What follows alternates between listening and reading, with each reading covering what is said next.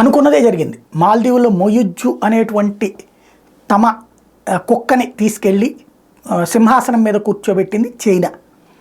వాడు భారత సైన్యాన్ని వెళ్ళిపోమన్నాడు.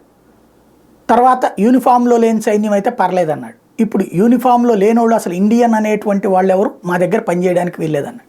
రైట్, వాళ్ళ సార్వభౌమాధికారం, వాళ్ళ ఫీలింగ్ ఏదో ఉంది, కానీ చేయని మనం వచ్చేద్దామంటే చైనాతో ఒప్పందం చేసుకున్నాడు. పోనీ అట్టని చైనా అధ్యక్షుడు ఏమన్నా నేను పిలిచాడా, చైనా అధ్యక్షుడు ఏమన్నా అడిగాను. చైనాలో ఉన్నటువంటి ఒక కింది స్థాయి రక్షణాధికారి స్థాయి ఉద్యోగం వీడిది, అక్కడ వీడి బతుకు. వాడికి ఏంటంటే అట్లాంటి చిన్న దేశాల్లో ఓ ₹1,00,000 డబ్బులు ఇస్తే గ్రేట్ అనమాట ఆ స్థాయిలో. అట్లుంది వీళ్ళ బతుకులు. ఇప్పుడు చైనాతో సైనిక ఒప్పందం. ఇప్పుడు చైనా సైన్యం వచ్చి మాల్దీవుల ఆపరేషన్స్ చూస్తుంది. భారతదేశం ఏనాడు మాల్దీవులకు ఇబ్బంది పెట్టాల, వాళ్ళకి మంచి చేసి పెట్టింది. కానీ మాల్దీవులు ఇప్పుడు చైనా చెరలోకి వెళ్ళబోతోంది. తద్వారా భారత్కి ఓ పెద్ద షాకింగ్ అనమాట.